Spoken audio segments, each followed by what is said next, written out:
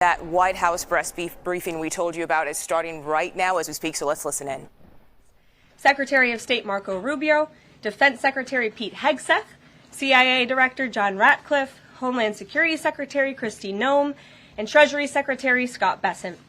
It is imperative that the Senate continues to confirm the remainder of the president's well-qualified nominees as quickly as possible. As you have seen during the past week, President Trump is hard at work fulfilling the promises that he made to the American people on the campaign trail. Since taking the oath of office, President Trump has taken more than 300 executive actions, secured nearly $1 trillion in U.S. investments, deported illegal alien rapists, gang members, and suspected terrorists from our homeland, and restored common sense to the federal government. I want to take a moment to go through some of these extraordinary actions. On day one, President Trump declared a national emergency at our southern border to end the 4-year-long invasion of illegal aliens under the previous administration. Additionally, President Trump signed an executive order to end catch and release and finish construction of his effective border wall. By using every lever of his federal power, President Trump has sent a loud and clear message to the entire world. America will no longer tolerate illegal immigration, and this president expects that every nation on this planet will cooperate with the repatriation of their citizens. As proven by this weekend, when President Trump swiftly directed his team to issue harsh and effective sanctions and tariffs on the Colombian government, upon hearing they were denied a U.S. military aircraft full of their own citizens who were deported by this administration. Within hours, the Colombian government agreed to all of President Trump's demands, proving America is once again respected on the world stage. So, to foreign nationals who are thinking about trying to illegally enter the United States, think again. Under this president, you will be detained and you will be deported. Every day, Americans are safer because of the violent criminals that President Trump's administration is removing from our communities. On January 23rd, ICE New York arrested a Turkish national for entry without inspection who is a known or suspected terrorist. On January 23rd, ICE San Francisco arrested a citizen of Mexico unlawfully present in the United States who has been convicted of continuous sexual abuse of a child aged 14 years or younger. ICE St. Paul has arrested a citizen of Honduras who was convicted of fourth-degree criminal sexual conduct with a minor. ICE Buffalo arrested a citizen of Ecuador who has been convicted of rape. ICE Boston arrested a citizen of the Dominican Republic who has a criminal conviction for second-degree murder. This criminal was convicted of murder for beating his pregnant wife to death in front of her 5-year-old son. And ICE St. Paul also arrested a citizen of Mexico who was convicted of possessing pornographic material of a minor on a work computer. These are the heinous individuals that this administration is removing from American communities every single day, and to the brave state and local law enforcement officers, CBP, and ICE agents who are helping in the facilitation of this deportation operation, President Trump has your back, and he is grateful for your hard work. On the economic front, President Trump took immediate action to lower costs for families who are suffering from 4 long years of the Biden administration's destructive and inflationary policies. President Trump ordered the heads of all executive departments and agencies to help deliver emergency price relief to the American people, untangle our economy from Biden's regulatory constraints, and end the reckless war on American energy. President Trump also signed sweeping executive orders to end the weaponization of government and restore common sense to the federal bureaucracy. He directed all federal agencies to terminate illegal diversity, equity, and inclusion programs to help return America to a merit-based society. President Trump also signed an executive order declaring it is now the policy of the federal government that there are only 2 sexes, male and female. Sanity has been restored. Before I take your questions, I would like to point out to all of you once again have access to the most transparent and accessible president in American history. There has never been a president who communicates with the American people and the American press corps as openly and authentically as the 45th and now 47th President of the United States. This past week, President Trump has held multiple news conferences, gaggled on Air Force One multiple times, and sat down for a two-part interview on Fox News, which aired last week. As Politico summed it up best, Trump is everywhere again. And that's because President Trump has a great story to tell about the legendary American revival that is well underway. And in keeping with this revolutionary media approach that President Trump deployed during the campaign, the Trump White House will speak to all media outlets and personalities, not just the legacy media who are seated in this room. Because according to recent polling from Gallup, Americans' trust in mass media has fallen to a record low. Millions of Americans, especially young people, have turned from traditional television outlets and newspapers to consume their news from podcasts, blogs, social media, and other independent outlets. It's essential to our team that we share President Trump's message everywhere and adapt this White House to the new media landscape in 2025. To do this, I am excited to announce the following changes will be made to this historic James S. Brady briefing room, where Mr. Brady's legacy will endure. This White House believes strongly in the First Amendment, so it's why our team will work diligently to restore the press passes of the 440 journalists whose passes were wrongly revoked by the previous administration. We're also opening up this briefing room to new media voices who produce news-related content and whose outlet is not already represented by one of the seats in this room. We welcome independent journalists, podcasters, social media influencers, and content creators to apply for credentials to cover this White House. And you can apply now on our new website, whitehouse.gov/newmedia. Starting today, this seat in the front of the room, which is usually occupied by the press secretary's staff, will be called the new media seat. My team will review the applications and give credentials to new media applicants who meet our criteria and pass United States Secret Service requirements to enter the White House complex. So in light of these announcements, our first questions for today's briefing will go to these new media members whose outlets, despite being some of the most viewed news websites in the country, have not been given seats in this room. And before I turn to questions, I do have news directly from the President of the United States that was just shared with me in the Oval Office. From President Trump directly, an update on the New Jersey drones. After research and study, the drones that were flying over New Jersey in large numbers were authorized to be flown by the FAA for research and various other reasons. Many of these drones were also hobbyists, recreational, and private individuals that enjoy flying drones. In time, it got worse due to curiosity. This was not the enemy. A statement from the President of the United States to start this briefing with some news. And with that, I will turn it over to questions. And we will begin with our new media members, Mike Allen from Axios, Matt Boyle from Breitbart. Mike, why don't you go ahead? Thank you very much. Karoline, does the President see anything fishy about DeepSeek, either its origins or its cost? And could China's ability to make these models quicker, cheaper, affect our thinking about expanding generation data centers, chip manufacturing? Sure. The President was asked about DeepSeek last night on Air Force One when he gaggled for, I think, the third or fourth time throughout the weekend with members of the traveling press corps. The President said that he believes that this is a wake-up call to the American AI industry. The last administration sat on and allowed China to rapidly develop this AI program. And so President Trump believes in restoring American AI dominance. And that's why he took very strong executive action this past week to sign executive orders to roll back some of the onerous regulations on the AI industry. And President Trump has also proudly appointed the first AI and crypto czar at this White House, David Sachs, whom I spoke with yesterday, very knowledgeable on this subject, and his team is here working every single day to ensure American AI dominance.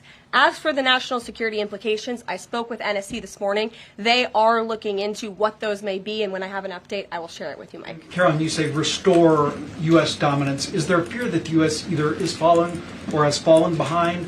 And how would the president make sure the U.S. stays ahead? No, the president is confident that we will restore American dominance in AI. Yeah, so Caroline, first of all, thank you to you and President Trump for actually giving voices to new media outlets that represent millions and millions of Americans. The thing I would add, I've got a two-part question for you. The first is just can you expand upon what steps the White House is going to take to bring more voices, not less, which is what our founder Andrew Breitbart believed in, into this room where they rightfully belong? Yeah. Absolutely. And as I said in my opening statement, Matt, it is a priority of this White House to honor the First Amendment. And it is a fact that Americans are consuming their news media from various different platforms, especially young people. And as the youngest press secretary in history, thanks to President Trump, I take great pride in opening up this room to new media voices to share the president's message with as many Americans as possible. In doing so, number one, we will ensure that outlets like yours, Axios and Breitbart, which are widely respected and viewed outlets, have an actual seat in this room every day. We also, again, encourage anybody in this country, whether you are a TikTok content creator, a blogger, a podcaster, if you are producing legitimate news content, no matter the medium, you will be allowed to apply for press credentials to this White House. And as I said earlier, our new media website is whitehouse.gov/new media.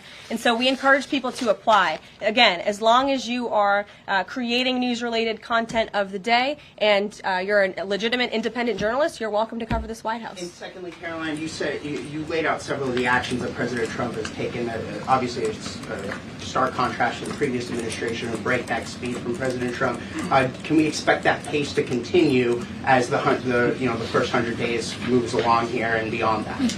Absolutely. There's no doubt President Trump has always been the hardest working man in politics. I think that's been proven over the past week. This president has again signed more than 300 executive orders. He's taken historic action. I gaggled aboard Air Force One to mark the first 100 days of this administration, 4 p.m. last Friday, or first 100 hours rather. And this president did more in the first 100 hours than the previous president did in the first 100 days. So President Trump, I think you can all expect for him to continue to work at this breakneck speed, so I hope you're all ready to work very hard. I know that we are. Zeke Miller. Thanks, Caroline. A question that we've asked your predecessors of both parties in this job. When you're up here in this briefing room speaking to the American public, do you view yourself and your role as advocating on behalf of the president or providing the unvarnished truth that is, not to lie, not to obfuscate to the American people? I commit to telling the truth from this podium every single day. I commit to speaking on behalf of the President of the United States. That is my job. And I will say it's very easy to speak truth from this podium when you have a president who is implementing policies that are wildly popular with the American people, and that's exactly what this administration is doing. It's correcting the lies and the wrongs of the past 4 years, many of the lies that have been told to your faces in this very briefing room. I will not do that. But since you brought up truth, Zeke, I would like to point out, while I vowed to provide the truth from this podium, we ask that all of you in this room hold yourselves to that same standard. We know for a fact there have been lies that have been pushed by many legacy media outlets in this country about this president, about his family, and we will not accept that. We will call you out when we feel that your reporting is wrong or there is misinformation about this White House. So, yes, I will hold myself to the truth, and I expect everyone in this room to do the same. And Caroline, just on a substantive question, yesterday the White House Office of Management and Budget directed across the board freeze, with some exceptions for individual assistance, we understand, to federal grants. It's caused a lot of confusion around the country among Head Start providers, among providers services to homeless veterans, Medicaid providers, states saying they're having trouble accessing the portal. Could you help us clear up some of the confusion, give some certainty to folks, and also is that uncertainty, how does that uncertainty service the president's voters? Well, I think there's only uncertainty in this room amongst the media. There's no uncertainty in this building. So let me provide the certainty and the clarity that all of you need. This is not a blanket pause on federal assistance and grant programs from the Trump administration. Individual assistance, that includes, I'm not naming everything that's included, but just to give you a few examples, Social Security benefits, Medicare benefits, food stamps, welfare benefits, assistance that is going directly to individuals will not be impacted by this pause. And I want to make that very clear to any Americans who are watching at home who may be a little bit confused about some of the media reporting. This administration, if you are receiving individual assistance from the federal government, you will still continue to receive that.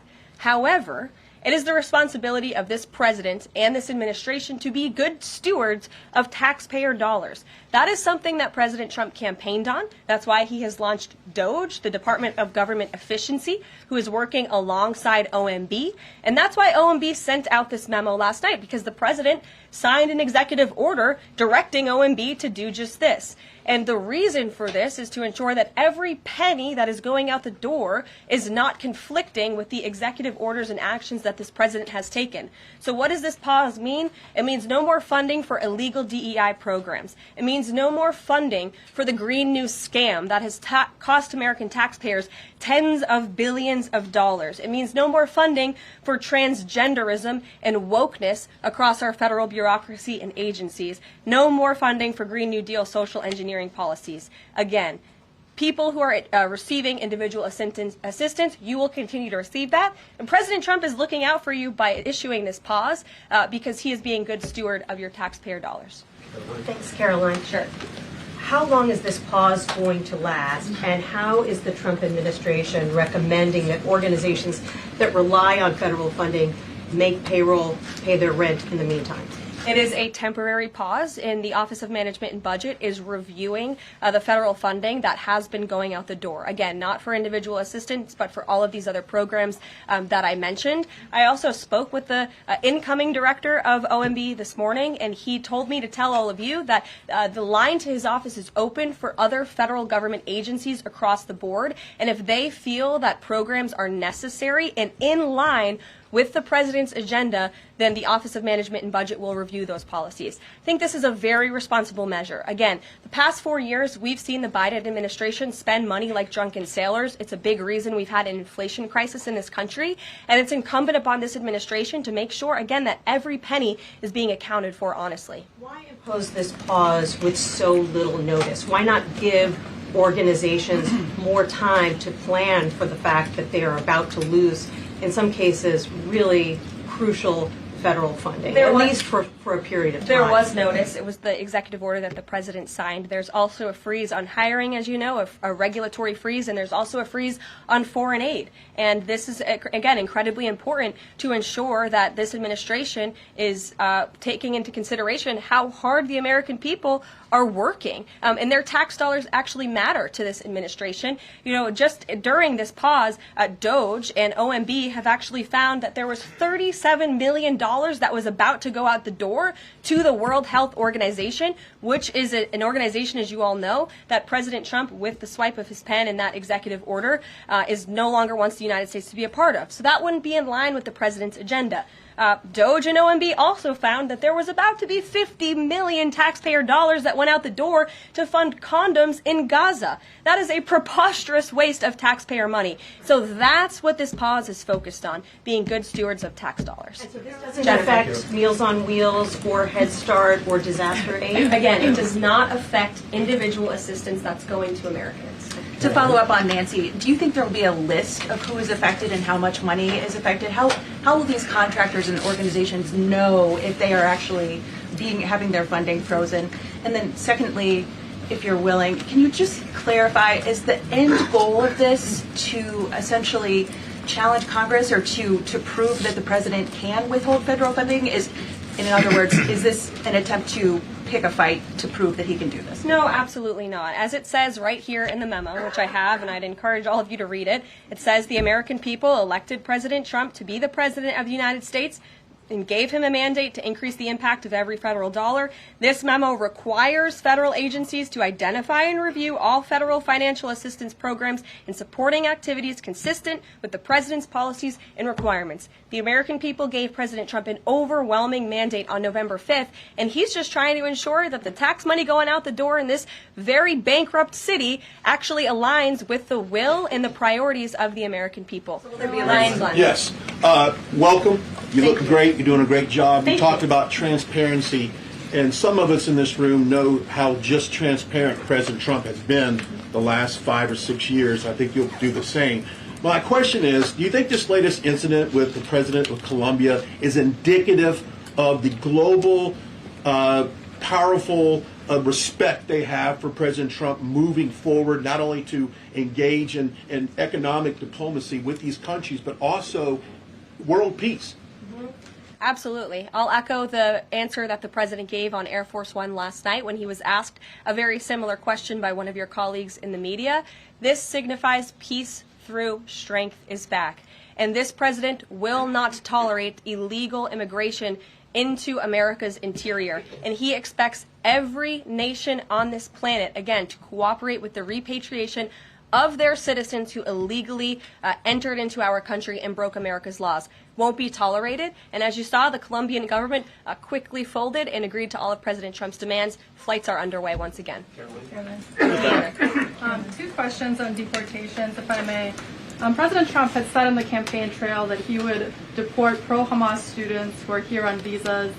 And on his first day in office, he signed an executive order that said, quote, the U.S. must ensure that admitted aliens and aliens otherwise already present in the U.S. do not bear hostile attitudes towards the citizens, culture, government, institutions, or founding principles. So should we take this executive order as Trump saying he would be open to deporting those students who are here on visas but, hold pro-Hamas sympathies? The president is open to deporting individuals who have broken our nation's immigration laws. So if they are here illegally, then certainly he is open to deporting them. And that's what this administration is hard at work at doing. We receive data from DHS and from ICE every single day.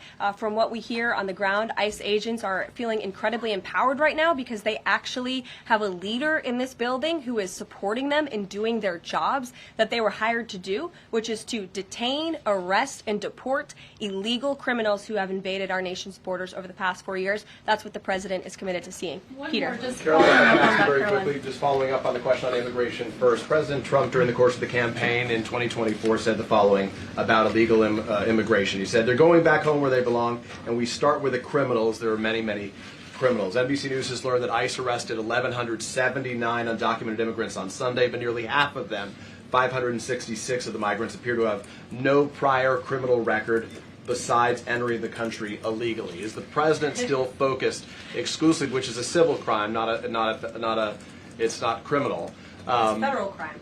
So I'm asking, though, he said he was going to focus on those violent offenders first. So is violent offenders no longer the predicate for these people to be deported? The president has said countless times on the campaign trail, I've been with him at the rallies, I know you've been there covering them too, Peter, that he is focused on launching the largest mass deportation operation in American history of illegal criminals. And if you are an individual, a foreign national, who illegally enters the United States of America, you are, by definition, a criminal. And so therefore, you are subject to deportation. I apologize for interrupting. So to be clear, it's not violent criminals do not receive precedence in terms of the deportations taking place. The president has also said two things can be true at the same time. We want to deport illegal criminals, illegal immigrants from this country, but the president has said that, of course, the illegal criminal drug dealers, the rapists, the murderers, the individuals who have committed heinous acts on the interior of our country and who have terrorized law-abiding American citizens, absolutely, those should be the priority of ICE, but that doesn't mean that the other illegal criminals who entered our nation's borders are off the table. Understood. Then let me ask you a separate question about the confusion that still exists across the country right now as it relates to the freeze or the pause as it's described. President Trump, of course, ran one of the key policy items was that he was going to lower prices, lower the cost of everything from groceries, as he often said. But in many of the cases, it would seem that some of these moves could raise prices for real Americans on everything from low-income heating, that program, child care programs.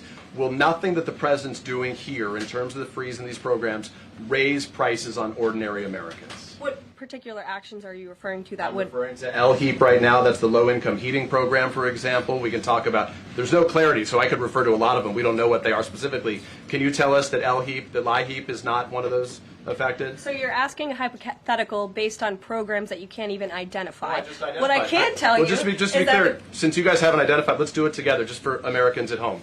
Medicaid, is that affected? I gave you a list of examples: Social Security, Medicare, welfare benefits, food stamps that will not be impacted by this federal pause. I can get you the full list after this briefing from the Office of Management and Budget. But I do want to address the cost cutting because that's certainly very important, and cutting the cost of living in this country. President Trump has taken historic action over the past week to do that.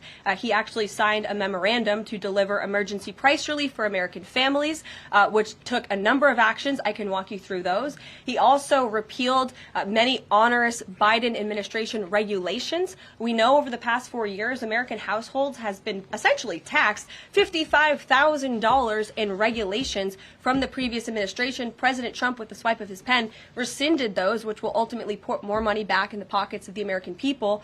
So deregulation is a big deal. And then when it comes to energy, I mean, the president signed an executive order to declare a national energy emergency here at home, which is going to make America energy dominant. We know that energy is one of the #1 drivers of inflation. And so that's why the president wants to increase our energy supply to bring down costs for Americans. The Trump energy boom is incoming, and Americans can expect that. Thank you. Caroline, I think some of the confusion may be here with this pause on federal funding. You've made it clear you're not stopping funds that go directly to individuals, but there certainly are lots of organizations that receive funding and then may pass along a benefit. Meals on Wheels, for one. They provide meals for over 2.2 million seniors. What is the president's message to Americans out there, many of whom supported him and voted for him, who are concerned that this is going to impact them directly, even if, as you said, the funding isn't coming directly to their wallet? I have now been asked and answered this question 4 times. To individuals at home who receive direct assistance from the federal government, you will not be impacted by this federal freeze. In fact, OMB just sent out a memo to Capitol Hill with Q&A to clarify some of the questions and the answers that all of you are asking me right now. Again, direct assistance will not be impacted. I've been asked and answered about this OMB memo. There's many other topics of the day. Jackie Heinrich. Direct assistance, Caroline, it's going to another organization and then trickling down.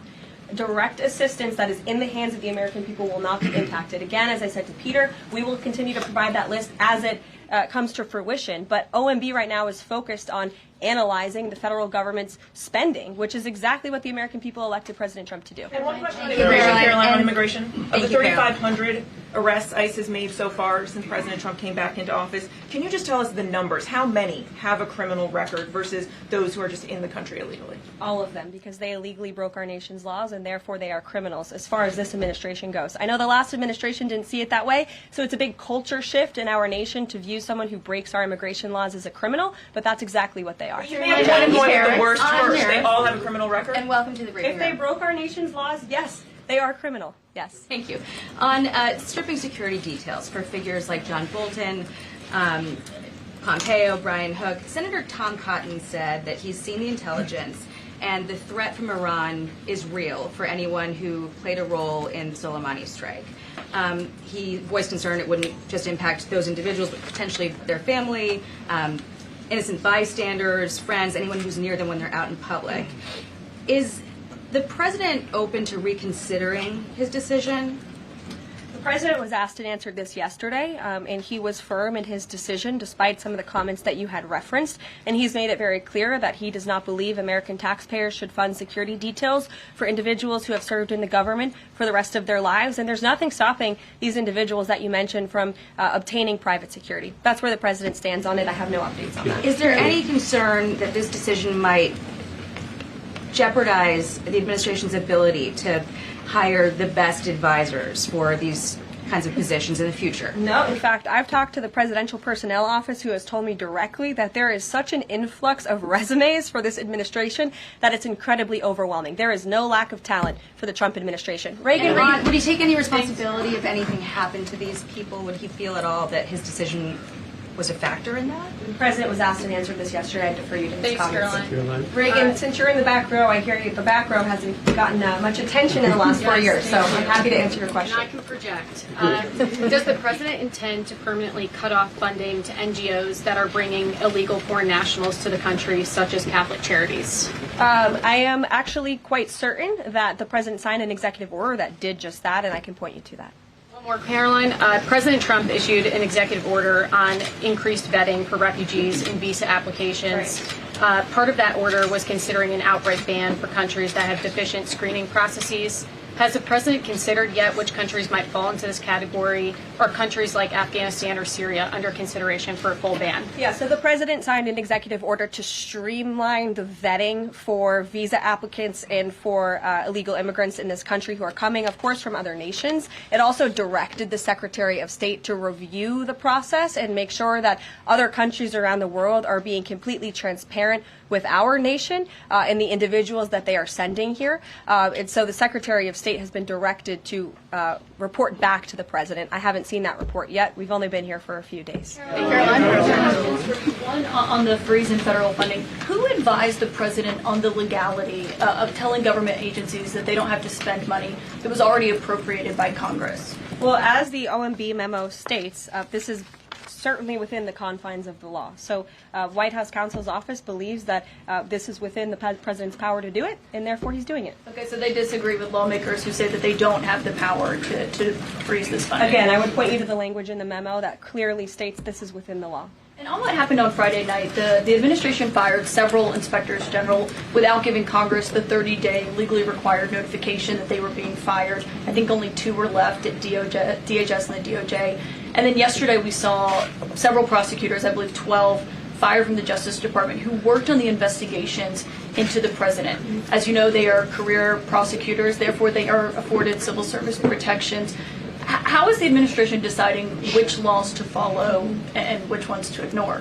So it is the belief of this White House and the White House counsel's office that the president was within his executive authority to do that. He is the executive of the executive branch, and therefore he has the power to fire anyone within the executive branch that he wishes to.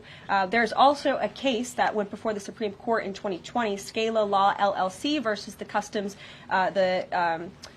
Bureau Protection. I would advise you to look at that case, and that's the legality that this White House is resting on. So you're confident that if they bring lawsuits against you, the prosecutors who were fired, that they will succeed? We will win in court. And yes. Did he personally direct this, given they worked on the classified documents investigation and the election interference investigation? This was a memo that went out by the Presidential Personnel Office, and the president is the leader of this White House. So yes. Yes. Caroline. Caroline? Thank you.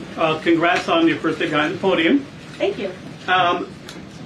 President Trump ended funding for UNRWA and also designated the Houthis a foreign terrorist organization. That's right. Both were decisions that the previous administration had reversed. So here's my question.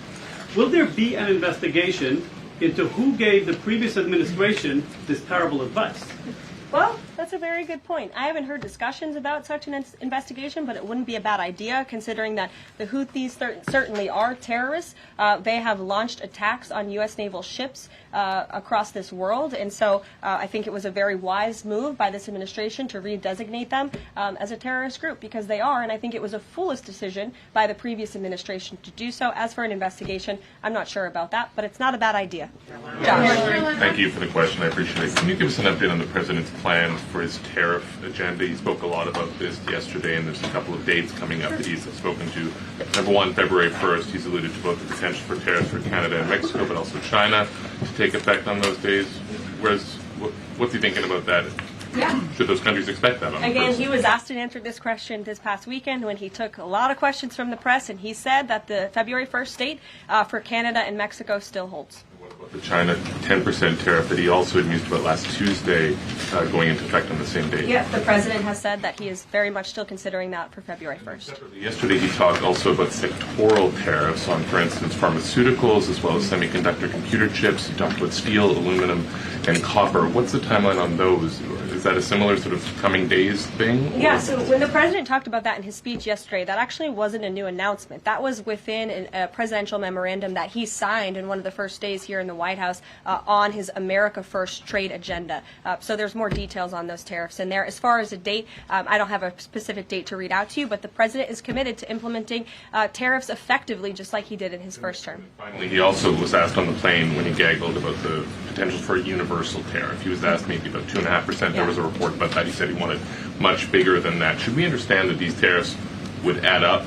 You know, in other words, you might have country-specific tariffs like Canada, Mexico, China. You might have sectoral tariffs like on pharmaceuticals, as well as a potential universal tariff on top of that? Do these stack on one or the other, or would one sort of take precedence over another? All I can point you to is what the president has said on this front. The February 1st date for Canada and Mexico, also the China tariff that he has discussed. He rejected the 2.5% tariff. He said that was a little bit too low. He wants it to be higher. I'll leave it to him to make any decisions on that front. Phil Eichmann. What the Mexicans and Canadians have done so far, do you have any comment on whether that has met the bar, what he wants to see on fentanyl? Thank you. I won't get ahead of the president again on advocating to foreign nations on what they should or shouldn't do to get away from these tariffs. The president has made it very clear, again, that he expects every nation around this world to cooperate with the repatriation of their citizens. And the president has also put out specific statements in terms of Canada and Mexico when it comes to what he expects in terms of border security. We have seen a historic level of cooperation from Mexico, but again, as far as I'm still tracking, and that was last night talking to the president directly, February 1st is still on the books. Phil. Thank you, Caroline. Quick programming note and then a question on taxes. Well, in terms of programming, should we expect to see you here every day? How frequently will these press briefings be? It is a good question, April. So look, the president, as you know, is incredibly accessible. First day here, he wanted all of you in the Oval Office. You got a 60-minute press conference with the leader of the free world while he was simultaneously signing executive orders. I may add that's pretty impressive. I don't think the previous office holder would be able to pull such a thing off. So look, the president is the best spokesperson that this White House has, and I can assure you that you will be hearing from both him and me as much as possible. And then a question about tax cuts. The president has promised to extend the tax cuts from the previous term. I'm curious, does the president support corresponding spending cuts, as some Republicans have called for in Congress? And will the new Treasury Secretary be leading those negotiations with the Hill, as Mnuchin did during the first administration? The president is committed to both tax cuts and spending cuts, and he has a great team negotiating on his behalf, but there's no better negotiator than Donald Trump, and I'm sure he'll be involved in this reconciliation process as it moves forward. Caroline, in the announcement that you made last night on the Iron Dome, it said the president had directed that the United States will build this Iron Dome. Yeah. When you read into the executive order, it seemed short of that. It asked for a series of studies and reports back to him. Can you tell us whether the president has directed this? And if he is as concerned on this issue, why the suspensions that we saw listed by OMB included so many different nuclear programs, non-proliferation programs, programs to blend down nuclear weapons, and so forth? First of all, when it comes to the Iron Dome, the executive order directed the implementation of an Iron Dome. It also, as you said, kind of directed research and studies to see if how the United States can go about doing this, particularly the Department of Defense. When it comes to the other question that you asked about those specific programs, again, I would say this is not a ban. This is a temporary pause and a freeze to ensure that all of the money going out from Washington, D.C. is aligned with the president's agenda. And as the Office of Management and Budget has updates on what will be kickstarted once again, I will provide those to you. Just to clarify for a sec what you were saying before on Medicaid. It wasn't clear to me whether you were saying that no Medicaid would be cut off. Obviously, a lot of this goes to states before it goes to individuals and so forth. So are you guaranteeing here that no individual now on Medicaid would see a cutoff because of the pause? I'll check back on that and get back to you. John.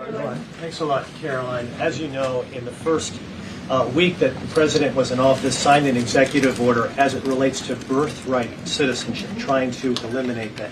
Now, 22 state attorney generals have said that this is unconstitutional. A federal judge has just agreed with their argument. What's the administration's argument for doing away with birthright citizenship? The folks that you mentioned have a right to have that legal opinion, but it is in disagreement with the legal opinion of this administration. This administration believes that birthright citizenship is unconstitutional, and that is why President Trump signed that executive order. Illegal immigrants who come to this country and have a child are not subject to the laws of this jurisdiction. That's the opinion of this administration. We have already appealed the lawsuit that was filed against this administration, and we are prepared to fight this all the way to the Supreme Court if we have to, because President Trump believes that this is a necessary step to secure our nation's borders and protect our homeland. On foreign policy, if I may, the President's commitment to the NATO Defense Alliance, is it as strong as the prior administration? Is it the same as when he served as president in his first term in office? As long as NATO pays their fair share, and President Trump has called on NATO allies to increase their defense spending to 5%. You actually saw the head of NATO at Davos last week on Bloomberg television saying that President Trump is right, and if Europe wants to keep itself safe, they should increase their defense spending. I would just add that there was no greater ally to our European allies than President Trump in his first term. The world for all nations in Europe, and of course here at home, was much safer because of President Trump's peace through strength diplomatic approach. Monica. Thank you, Caroline, and it's great to finally be called on as well in the briefing room. I appreciate that. You're welcome. Of course, we know President Trump just got back from North Carolina and California meeting with victims of natural disasters. There's the 2-year anniversary of the East Palestine, Ohio toxic train derailment. Does the President have any plans to go visit the victims of that toxic spill or just visit in general? No plans that I can read out for you here. If that changes, I will certainly keep you posted. What I can tell you is that President Trump still talks about his visit to East Palestine, Ohio. That was one of the turning points, I would say, in the previous election campaign, where Americans were reminded that President Trump is a man of the people, and he, as a candidate, visited that town that was just derailed by the train derailment, no pun intended, and he offered support and hope, just like I saw the president do this past week. It was a purposeful decision by this president on his first domestic trip to go to North Carolina and to California to visit with Americans who were impacted by Hurricane Helene and also by the deadly fires. A red state and a blue state, both of which feel forgotten by the previous administration and the federal government. That is now ended under President Trump. He will continue to put Americans first, whether they're in East Palestine, in Pacific Palisades, or in North Carolina. Thank you, Caroline. On California, could you please clarify what the military did with the water last night, as referenced in the President's Truth Social post? The water has been turned back on in California, and this comes just days after President Trump visited Pacific Palisades, and as you all saw, applied tremendous pressure on state and local officials in Pacific Palisades, including Los Angeles Mayor Karen Bass, to turn on the water and to direct that water to places in the south and in the middle of the state that have been incredibly dry, which has led to the expansion, the rapid expansion of these fires. So could you clarify what the military's role was, where the water came from, and how it got there? Again, the Army Corps of Engineers has been on the ground in California to respond to the devastation from these wildfires, and I would point out that just days after President Trump visited the devastation from these fires, the water was turned on. That is because of the pressure campaign he put on state and local officials there who